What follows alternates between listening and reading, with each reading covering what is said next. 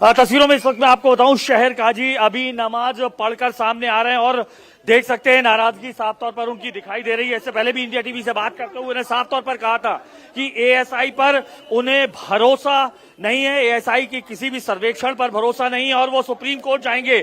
इस वक्त 1 बजे से 3 बजे तक की जो शुक्रवार की नमाज होती है वो नमाज अता करके बाहर निकले हैं और ये माना जाए हाईकोर्ट के इस निर्णय के बाद ये आखिरी जुमा था जब मुस्लिम समाज यहाँ पर 1 से 3 बजे तक, जो 2003 के आर्कियोलॉजिकल सर्वे ऑफ इंडिया के बाद उन्हें आदेश मिला था कि यहाँ पर नमाज 1 से 3 बजे तक जुमा की पढ़ सकते हैं। अब ये शायद हाईकोर्ट के निर्णय के बाद आखिरी है। हालांकि शहर काजी जाने की कोशिश करेंगे, सुप्रीम कोर्ट में वो जा रहे हैं और इस वक्त हम शहर काजी से बात करने की कोशिश भी करेंगे। साथ में यहाँ पर दिखाई दे किस तरीके से लेते हैं फैसले के खिलाफ सुप्रीम कोर्ट जाएंगे। फैसले के खिलाफ अगर हमारे अगेंस्ट है समीक्षा करेंगे और उसके बाद सुप्रीम कोर्ट हाई कोर्ट ने ये भी कहा है अल्टरनेटिव लैंड अगर आपको चाहिए तो अल्टरनेटिव लैंड आपको बोर्ड अप्लाई कर सकता है। वकील से बात करेंगे, फैसले के खिलाफ समीक्षा करेंगे। सर्वे ऑफ इंडिया की रिपोर्ट पे भरोसा है, आर्कियोलॉजिकल सर्वे ऑफ इंडिया की रिपोर्ट देख सकते हैं यहाँ पर जो नाराजगी है मुस्लिम समुदाय की साफ तौर पर दिखाई दे रही है, धक्का मुक्की होते हुए जो है वो नजर आ रहा है। हालांकि शहर काजी ने साफ तौर पर कह दिया कि एएसआई की रिपोर्ट पर भरोसा नहीं है। 2022 में ये मामला हिंदू कोर्ट फॉर जस्टिस ने हाईकोर्ट के सामने लेकर गए थे कि धार्मिक स्वरूप तय किया जाए इस राजा भोज परिसर का, जिसे सरस्वती मां का मंदिर मानते हैं। 1034 में राजा भोज द्वारा ये बनाया गया था। नालंदा और तक्षशिला जैसा बड़ा एक विद्यालय था जहां ज्ञान, विज्ञान, शास्त्र, ज्योतिष, गणित, तमाम तरीके की शिक्षा होती थी। लेकिन 1301 के बाद यहाँ पर जो खिलजी आए, उनके मालवा पर अटैक के बाद ये एक तरीके से कहा जाए तो धाज की जो भोजशाला है वो धीरे धीरे मस्जिद के स्वरूप में परिवर्तित होती गई।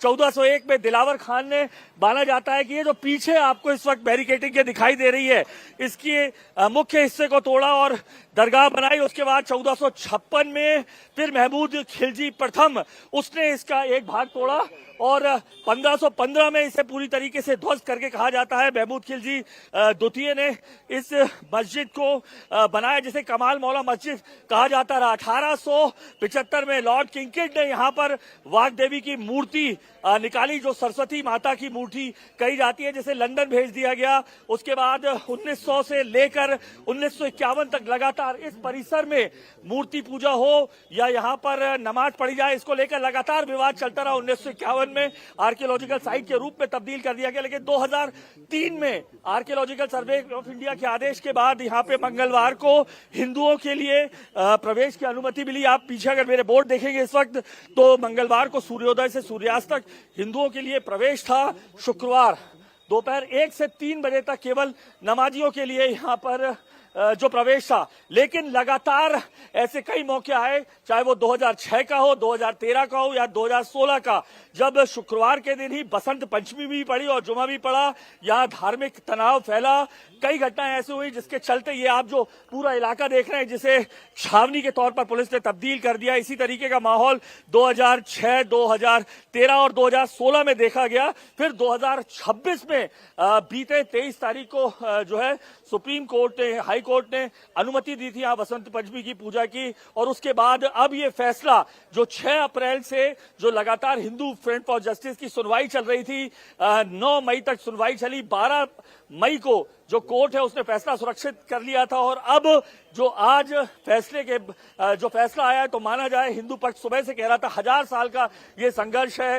ये संस्कृत का वो विद्यालय था जहां देश विदेश से तमाम लोग यहाँ पर अध्ययन करने आते थे। नालंदा, तक्षशिला के बाद चाहे भवभूति हो रहे हो या कालिदास, सबने राजा भोज के इसी कालिदास परिसर में, जिसको सरस्वती कंठाभरण कहा जाता था, यानी सरस्वती का ग्रह, मां सरस्वती वाग्देवी का मंदिर कहा जाता था। अब उनके मुताबिक 1000 साल की लड़ाई के बाद अब उनके पास आ गया है। एएसआई की रिपोर्ट को सही मानते हुए हाईकोर्ट ने ये अपना फैसला दिया है। 2022 को हिंदू फ्रंट फॉर जस्टिस ने हाईकोर्ट में अपील की थी। उस अपील के बाद 2024 को एएसआई का सर्वे शुरू हुआ। 98 दिनों तक वैज्ञानिक पद्धति से सर्वे आपने हुआ, अनुराग बड़ा सर्वेक्षण डिटेल हुआ, में और उत्खनन पूरा हुआ, इतिहास बता दिया इस जबकि विवाद का भी, अब मंदिर का स्वरूप कब बदलना शुरू हुआ, कौन से विदेशी आक्रांता आए, मुस्लिम आक्रांता, उन्होंने कैसे इसके स्ट्रक्चर को तोड़ा, फिर यहां पर इसको दूसरा स्वरूप दिया। बहुत डिटेल में आपने बताया।